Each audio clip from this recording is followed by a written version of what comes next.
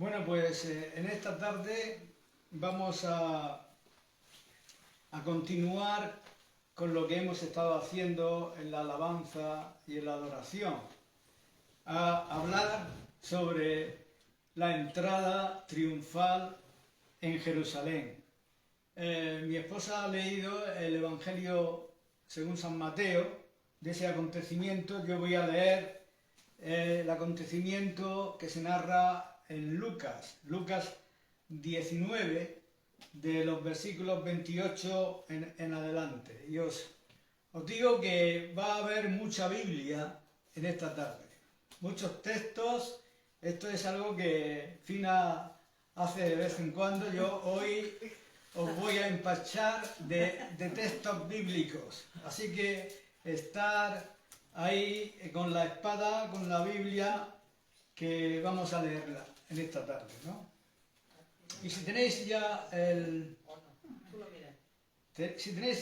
la Biblia preparada en esta lectura de Lucas, dice, comenzando desde el versículo 28, dicho esto, iba adelante subiendo a Jerusalén.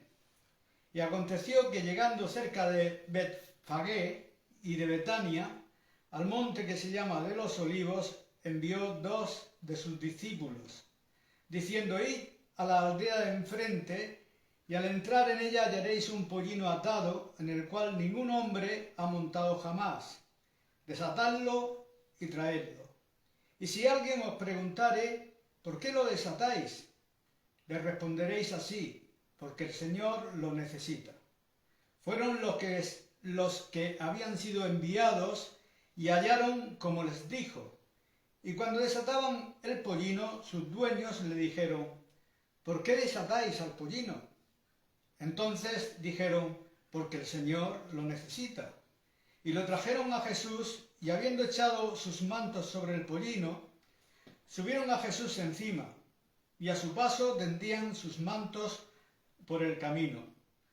Cuando llegaban ya cerca de la bajada del monte de los Olivos, toda la multitud de los discípulos, gozándose, comenzó a alabar a Dios a grandes voces por todas las maravillas que habían visto, diciendo, bendito el Rey que viene en el nombre del Señor, paz en la tierra y gloria en las alturas. Entonces algunos de los fariseos de entre la multitud le dijeron, Maestro, reprende a tus discípulos. Él respondiendo les dijo, os digo que si estos callaran, las piedras clamarían. Y cuando llegó cerca de la ciudad, al verla, lloró sobre ella, diciendo, oh, si también tú conocieses, a lo menos este tu día, lo que es para tu paz, mas ahora está encubierto de tus ojos. Porque vendrán días sobre ti cuando tus enemigos te rodearán con vallado y te sitiarán y por todas partes te estrecharán y te derribarán a tierra y a tus hijos dentro de ti y no dejarán en ti piedra sobre piedra por cuanto no conociste el tiempo de tu visitación. Y entrando en el templo comenzó a echar fuera a todos los que vendían y compraban en él, diciéndoles, escrito está, mi casa es casa de oración, mas vosotros la habéis hecho cueva de ladrones. Y enseñaba cada día en el templo, pero los principales sacerdotes, los escribas y los principales del pueblo procuraban matarle, y no hallaban nada que pudieran hacerle, porque todo el pueblo estaba suspenso oyéndole.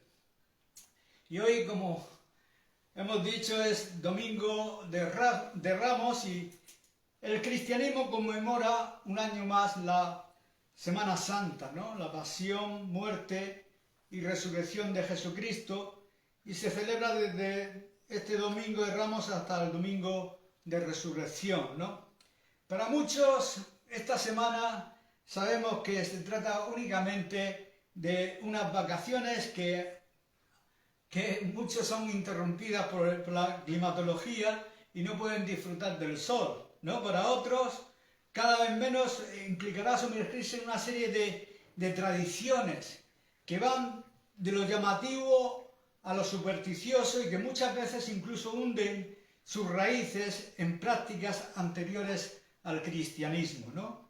Y como hemos visto, y mi mujer también ha compartido, el profeta Zacarías profetizó este gran acontecimiento.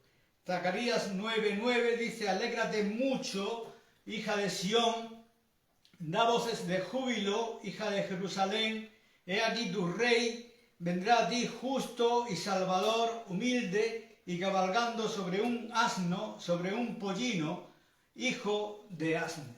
Y lo que primero que me gustaría destacar de esta profecía de gran contenido mesiánico es el carácter humilde de Jesús. Un Salvador humilde que entraría en Jerusalén no sobre un corcel blanco para conquistar, sino sobre un pollino, ¿no? A diferencia de los conquistadores que llegaban a caballo, Jesús entra montado en un burro, símbolo de paz, humildad y sencillez. No llega como un guerrero, sino como el príncipe de paz. Me gustaría destacar también pues esta humildad en las Escrituras, porque nos viene reflejada en todos los acontecimientos más importantes de su vida. Por ejemplo, en su nacimiento, que nace en un pesebre junto a animales y anunciado a gente humilde, a los pastores que velaban las vigilias de la noche y no a la corte real. También lo vemos en su presentación en el templo, ¿no? La presentación de Jesús en el templo es un evento que aparece únicamente en el Evangelio de Lucas, capítulo 2, versículos 22 al 24, y ocurrió cuando Jesús tenía unos 40 días de nacido. Este acto obedecía a una ley judía del Antiguo Testamento. Era la consagración del primogénito. Eso lo vemos en Éxodo, capítulo 13, versículos 2 y 13, también versículo 12, donde dice: todo hijo varón primogénito debía ser presentado al Señor, ya que pertenecía a Él. ¿Y qué ofrenda hicieron María y José? O José y María. En Lucas 2:24 se nos dice que ofrecieron un par de tórtolas o 2 pichones de paloma. Esto corresponde a la ofrenda que la ley permitía para los pobres. En Levítico 2:8, que dice: pero si no tiene lo suficiente para un cordero, tomará 2 tórtolas o 2 palominos. ¿Y qué significa eso? Pues la ofrenda que José y María hicieron indica que no tenían los recursos para ofrecer un cordero, lo que refleja su condición humilde. Esto refuerza la imagen que Lucas transmite de Jesús naciendo en un entorno sencillo y en medio de gente común. También es significativo que esta escena sea una de las primeras apariciones del niño Jesús en el templo, anticipando su relación con ese lugar sagrado a lo largo de su vida, cuando lo encuentran allí a los 12 años y más adelante en su ministerio público, como hemos leído. En segundo lugar, me gustaría decir que Jesús dio cumplimiento a esta profecía como a tantas otras al hacer exactamente lo que anunciaba. Un claro ejemplo de ello, que a mí me encanta, es el pasaje de Lucas, capítulo 4, versículos del 16 al 21, que relatan los inicios del ministerio de Jesús. Y vamos a leerlo. En Lucas 4, del 16 al 21. Dice que vino a Nazaret, donde se había criado, y en el día de reposo entró en la sinagoga conforme a su costumbre y se levantó a leer. Y se le dio el libro del profeta Isaías, y habiendo abierto el libro, halló el lugar donde estaba escrito: el Espíritu del Señor está sobre mí, por cuanto me ha ungido para dar buenas nuevas a los pobres, me ha enviado a sanar a los quebrantados de corazón, a pregonar libertad a los cautivos y vista a los ciegos, a poner en libertad a los oprimidos, a predicar el año agradable del Señor. Y enrollando el libro lo dio al ministro y se sentó. Y los ojos de todos en la sinagoga estaban fijos en él. Y comenzó a decirles: hoy se ha cumplido esta escritura delante de vosotros. Así que la profecía dada por Isaías siglos antes, Jesús la cumplió en ese momento en Nazaret cuando la leyó.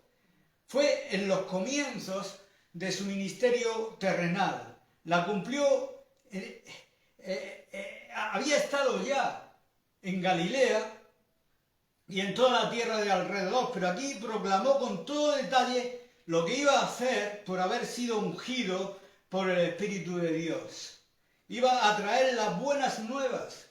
En otras palabras, el Evangelio iba a ser anunciado con poder, sanando a personas quebrantadas y enfermas, trayendo libertad a los oprimidos por el diablo, sanando a ciegos, tanto de ceguera física como espiritual, y trayendo libertad a los cautivos. Todo eso hizo en todo el tiempo, incluso al llegar a Jerusalén. En el relato de Mateo de la entrada triunfal nos habla también de que fue en el templo, sanó a unas personas, aparte de que hizo esa limpieza de los cambistas, sanó a algunos enfermos que había allí. Ese era su ministerio y que lo hizo con poder, ¿no? Y este acontecimiento que hemos leído de la entrada triunfal fue un momento glorioso e histórico. El versículo 37 dice: por eso toda la multitud de los discípulos, gozándose, comenzó a alabar a Dios a grandes voces por todas las maravillas que habían visto.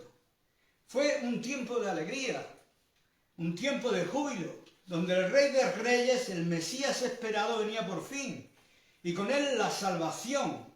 En el pasaje de la entrada triunfal a Jerusalén de Mateo, en el capítulo 21, versículo 9, dice que las voces de júbilo de la gente que iba delante y la que iba detrás aclamaba diciendo: Hosanna al Hijo de David, bendito el que viene en el nombre del Señor, Hosanna en las alturas.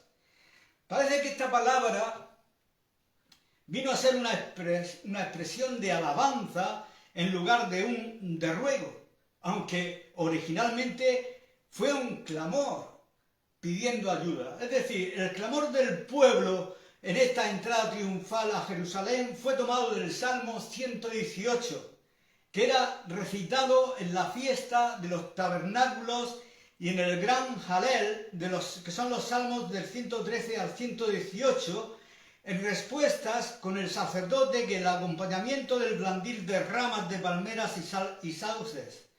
El último día de la fiesta recibía el nombre del gran Hosanna. Esa palabra Hosanna significa salve o sálvanos. En la etimología bíblica se utiliza solo en el sentido de ayuda, socorro o danos la salvación. El Salmo 118, versículo 25, dice el salmista: oh Jehová, sálvanos ahora, te ruego, ¿no? Y entonces es significativo de que clamaban Hosanna, Hosanna, y estaban diciendo realmente, pues, salve y sálvanos, ¿no? Es lo que vino Jesús a hacer. Por esta razón, también los fariseos le dijeron en el versículo 39 que reprendiese a sus discípulos. ¿Por qué? Porque lo estaban aclamando como el Mesías, el Hijo de David, el Rey de Israel, y ellos no podrían tolerar eso. Y a la postre eso sería lo que les dio lugar a que lo llevaran a la muerte. Y Jesús fue terminante y les dijo: os digo que si estos callaran, las piedras clamarían. Los aguafiestas fariseos no podrían parar la fiesta, Sin embargo, Jesús fue consciente, como hemos leído también más al final de este texto, de la ignorancia de multitudes de judíos que no conocían ese tiempo glorioso. Versículo 42, Jesús dijo: oh, si también tú conocieses a lo menos este tu día, lo que es para tu paz, mas ahora está encubierto de tus ojos. En tercer lugar, destacar que la profecía de Zacarías es una profecía mesiánica, ¿no? ¿Y qué son las profecías mesiánicas? Las profecías mesiánicas son anuncios o predicciones que aparecen en textos del Antiguo Testamento que se refieren a la venida del Mesías, es decir, el enviado ungido por Dios que traería salvación, justicia y paz al pueblo de Israel y al mundo. Estas profecías fueron escritas siglos antes del nacimiento de Jesús y son interpretadas de distintas maneras según la tradición religiosa. Por ejemplo, en el judaísmo se espera aún la llegada de ese Mesías, de un líder descendiente del rey David que restaurará Israel, traerá paz mundial y hará cumplir la ley de Dios. En el cristianismo se cree y creemos que estas profecías se cumplieron en la persona de Jesucristo. Los cristianos interpretan muchos pasajes del Antiguo Testamento como Isaías 7:14, Miqueas 5:2, Isaías 53, entre otros, como anuncios de la vida, muerte y resurrección de Jesús. Todas las profecías mesiánicas fueron cumplidas por Jesús. Algunas profecías mesiánicas comunes en el contexto cristiano incluyen que nacería de una virgen, Isaías 7:14, que nacería en Belén, Miqueas 5:2, que sería rechazado y sufriría, Isaías 53, que sería descendiente de David, Jeremías 23:5, habla de su ministerio en Galilea, Isaías 9:1 y 2 y Mateo 4:13 al 16, su entrada triunfal en Jerusalén montado en un burro, Zacarías 9:9, traicionado por 30 piezas de plata, Zacarías 11:12 y 13, silencio ante sus acusadores, Isaías 53:7, crucificado con criminales, Isaías 53:12, sus pies y manos traspasados, Salmo 22:16, no se le quebró ningún hueso, Éxodo 12:46, Salmo 34:20, resurrección, Salmo 16:10, Hechos 2:31. En quinto lugar, decir que paralelamente los judíos en ese tiempo de la entrada a Jerusalén están a punto de celebrar la fiesta de la Pascua, el Pesaj, una de las festividades más importantes del judaísmo, ¿no? Ese Pesaj es una palabra hebrea que conmemora la liberación del pueblo de Israel de la esclavitud de Egipto, narrada en el libro de Éxodo. Dura también 7 días, 8 en la diáspora, es decir, fuera de Jerusalén. Y se celebra con el Seder de Pascua, una cena ritual llena de símbolos, como el pan sin levadura y las hierbas amargas. Esto lo vemos, la Pascua, que los ingleses dicen Passover, ¿no? Que quiere decir pasó de largo. Cuando el ángel de la muerte fue enviado por Dios para matar a todo primogénito y solamente se salvaron aquellos que estaban dentro de sus casas comiendo el cordero, como aquí señala, con las hierbas amargas, y habían previamente untado los dinteles de las puertas y el ángel pasó de largo. Esta es, en Éxodo 12:14, es un día que tenían que recordar perpetuamente. Y en este día, dijo Jehová, os será memoria y lo celebraréis como fiesta solemne para Jehová durante vuestras generaciones, por estatuto perpetuo lo celebraréis. Y ahora aquí tenemos al Cordero de Dios, anunciado por Juan y por todos los profetas. Y es asombroso, ¿no? Cómo Dios, que conoce los tiempos y las dispensaciones, arregló estas cosas para que sucedieran simultáneamente la celebración de la Pascua judía con el sacrificio en la cruz del Gólgota de Jesús, el Cordero de Dios, que quita el pecado del mundo. Jesús sabía a lo que venía. Y en los evangelios Jesús anuncia su muerte a sus discípulos al menos 3 veces, de forma clara y directa, aunque también hay referencias indirectas, ¿no? Estas predicciones se encuentran en los evangelios sinópticos, en Mateo, Marcos y Lucas, y cada vez Jesús va dando más detalles. En la primera predicción, ya os he dicho que vamos aquí a dar textos bíblicos, se encuentra en Mateo 16, 21, donde dice que desde entonces comenzó Jesús a declarar a sus discípulos que le era necesario ir a Jerusalén, padecer mucho de los ancianos, de los principales sacerdotes y los escribas, ser muerto y resucitar al tercer día. Ahí fue cuando Pedro dijo, por favor, no permitas que te ocurra a ti esto. No lo hagas, Jesús. Y Jesús tuvo que reprenderle, dice, apártate de mí, Satanás. Porque no pones la mira en las cosas de Dios, sino en las cosas de los hombres, ¿no? Y en Marcos 8:31 también leemos, y comenzó a enseñarles que al Hijo del Hombre le era necesario padecer mucho. En Lucas 9:22 es necesario que el Hijo del Hombre padezca muchas cosas, sea muerto y resucite al tercer día. La segunda predicción la vemos en Mateo 17, 22 y 23, donde dice, el Hijo del Hombre será entregado en manos de hombres y lo matarán, pero al tercer día resucitará. En Marcos 9, 30 al 32 dice, el Hijo del Hombre será entregado en manos de hombres y le matarán. En Lucas 9, 43, 45, Jesús les habla de su entrega, pero los discípulos no entienden. La tercera predicción la vemos en Mateo 20, del versículo 17 al 19. He aquí subimos a Jerusalén, y el Hijo del Hombre será entregado, lo condenarán a muerte, lo entregarán a los gentiles para que se burlen de él, lo azoten y lo crucifiquen, y al tercer día resucitará. Muy similar en Marcos 10, 32 al 34, muy similar a Mateo, con detalles específicos de burlas, escupitajos y azotes. Lucas 18, 31 al 33 también menciona que todo se cumplirá según lo escrito por los profetas. ¿Y qué nos dice esto? Obviamente que Jesús sabía lo que vendría, lo que acontecería en Jerusalén. Los discípulos no entendían o no querían aceptarlo. Muchas veces reaccionaban con miedo, con incredulidad o negación, como Pedro hizo, ¿no? Estas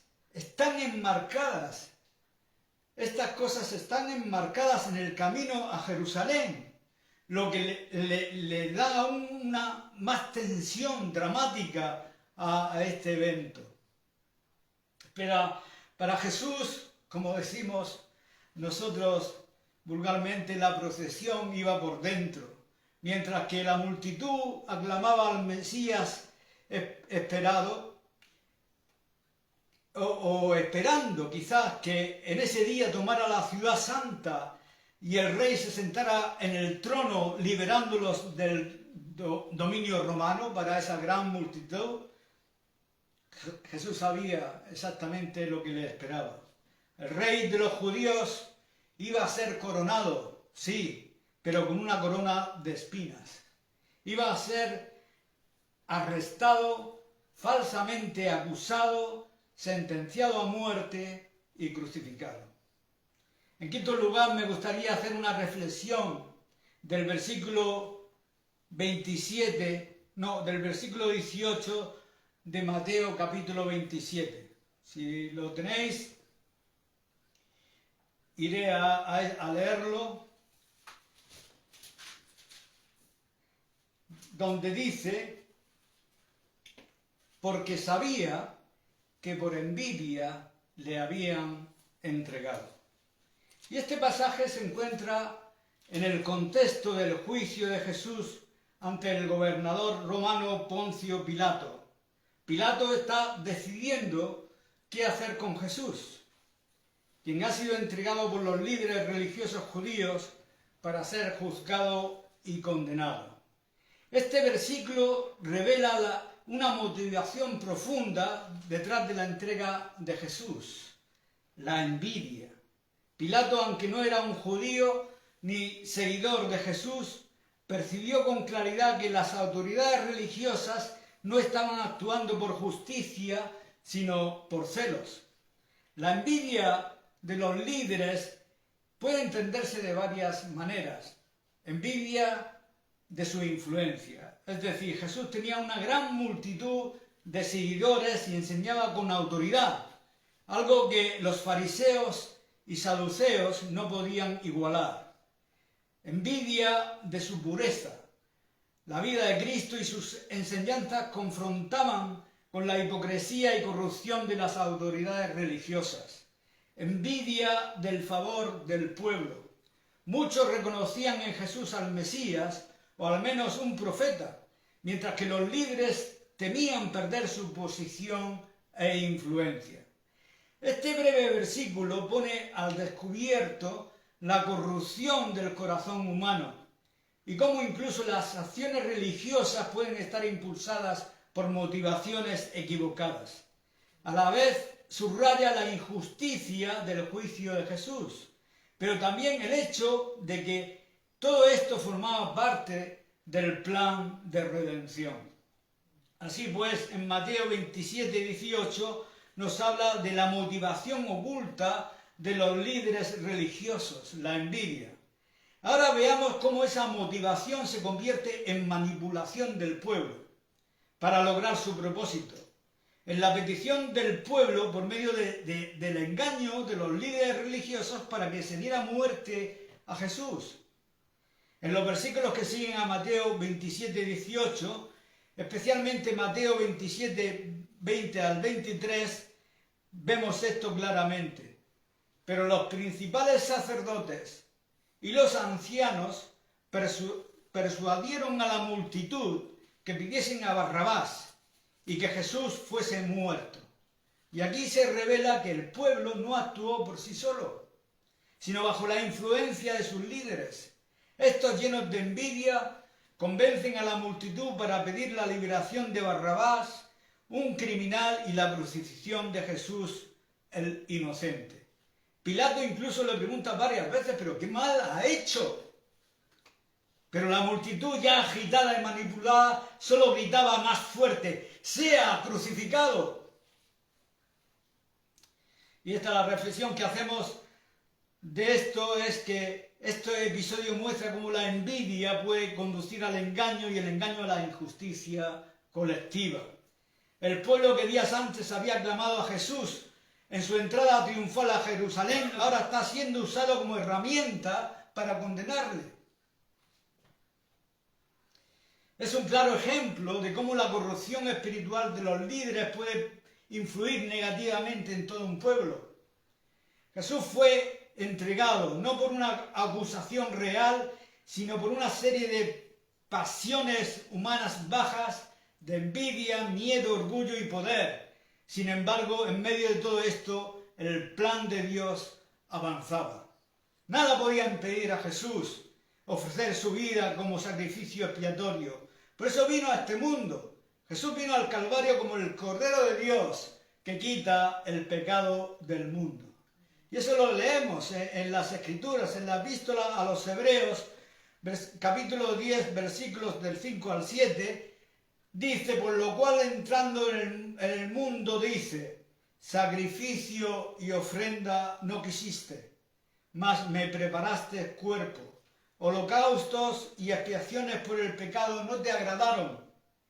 Entonces dije: he aquí, vengo, oh Dios, para hacer tu voluntad, como el rollo del libro está escrito sobre mí. Israel tenía un sistema sacrificial que había sido establecida por Dios por medio de Moisés, las personas tenían que presentar ofrendas y sacrificios por sus pecados, que nunca se los quitaban, que sí, que lo tapaban, lo perdonaba, Dios perdonaba, tapaba, pero no podía quitar las raíces del pecado en la vida de su pueblo. Pero cuando vino Jesús, sí, el Cordero de Dios que quita el pecado del mundo. Y es ese sacrificio que ofreció, es el sacrificio eficaz, que puede lograr eso, que puede realmente regenerarnos, que puede realmente limpiarnos, que puede quitar todas las raíces y todo el pecado en nuestras vidas. Y así que quiero terminar, es una palabra que he estado a contrarreloj porque tenía ya preparado mi mensaje de Martin Lloyd-Jones y ya voy a terminar ya con esta palabra en Hebreos capítulo 12, no sé, versículos 2 y 3. Es donde dice, puestos los ojos en Jesús, el 2. Aquí alguien me lo confirma.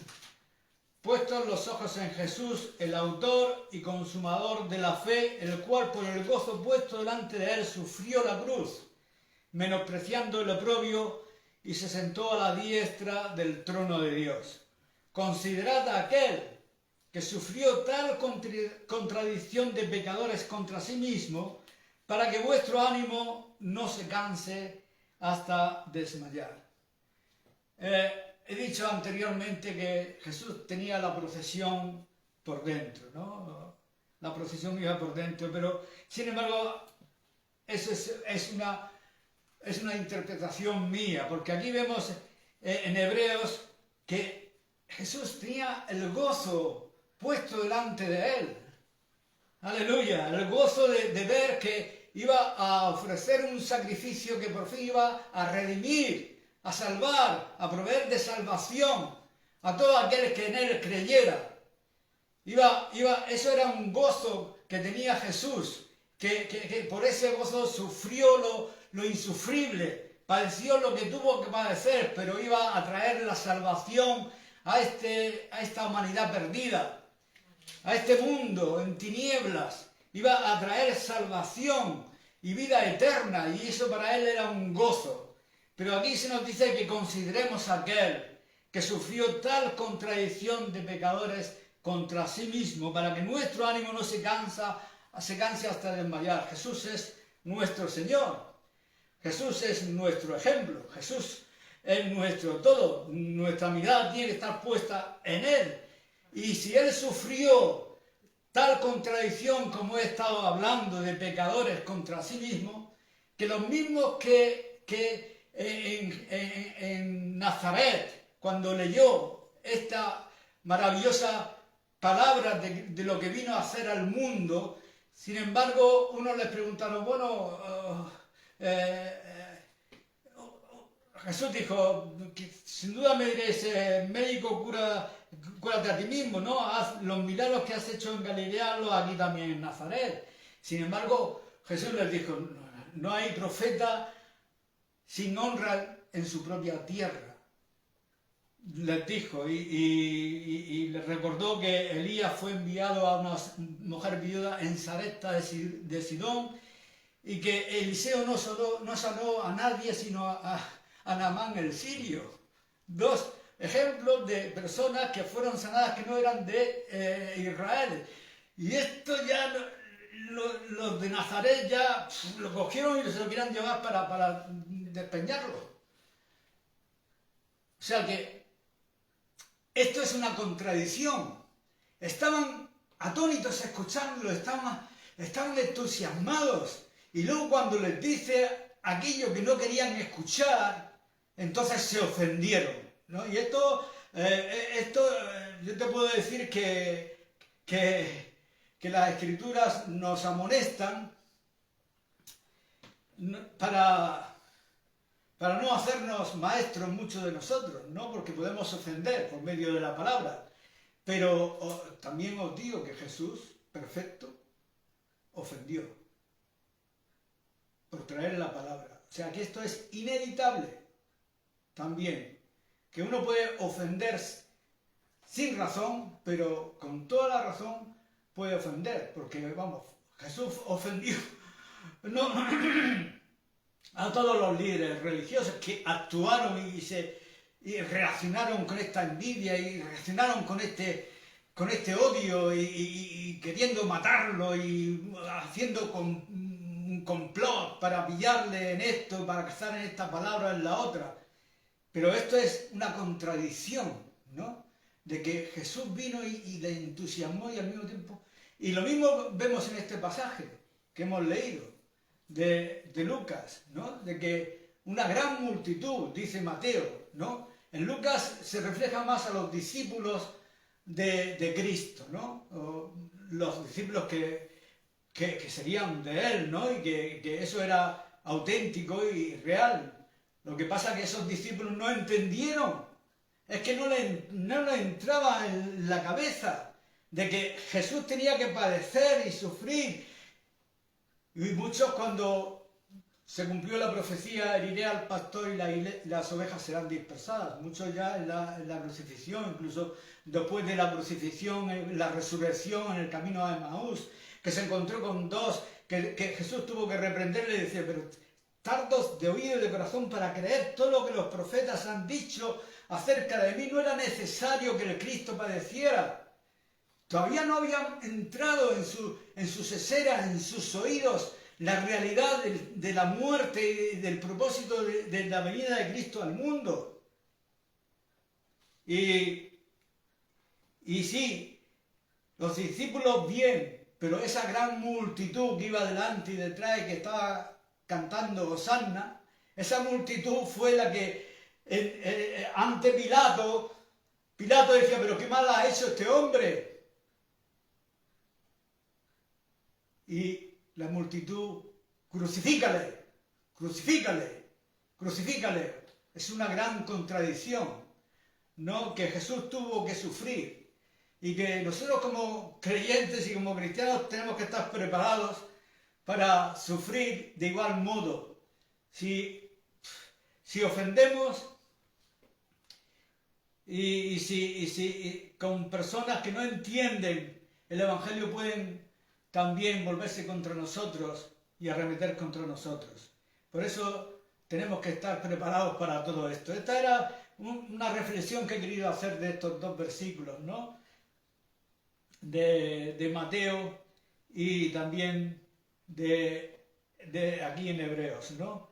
De que tenemos que soportar también todo aquello que nos venga por predicar el Evangelio. Recordemos que nosotros estamos en un tiempo diferente, ¿no? A lo que los cristianos, primeros cristianos estuvieron, ¿no? Que ellos se convirtieron en mártires porque realmente pagaron con su vida su fe, ¿no? Y entonces nosotros estamos viviendo tranquilamente en paz y no hay este problema, por lo menos en esta parte del mundo. En otras sí los hay. Yo estaba escuchando también de cómo Israel, los colonos, noticias, colonos judíos, cómo le arrebataban las propiedades a los cristianos, incluso los perseguían y le daban muerte. O sea que esto, realmente por el hecho de ser cristianos, ya no te digo nada de otras religiones, ¿no? Pero que tenemos que considerar a aquel que sufrió tal contradicción de pecadores contra sí mismo, porque está bien que a lo mejor de nuestros enemigos podamos padecer persecución, pero ¿qué contradicción es de estas personas que de alguna manera clamaban a Dios, alababan a Dios y que luego se volvieran contra Cristo? Lo mismo puede pasar en nosotros, que puedas ofender cualquier tipo de grupo religioso y que se vuelvan contra ti y tengas que padecer esa injusticia, como lo sufrió nuestro Señor. Y aquí termino con esta meditación, que no sé si me he ido por las ramas, pero estaba dentro de lo que quería decir de la Semana Santa, del arresto de Jesús y luego pues no me he extendido para hablar de su crucifixión y todo lo demás, pero aquí termino. Dios os bendiga.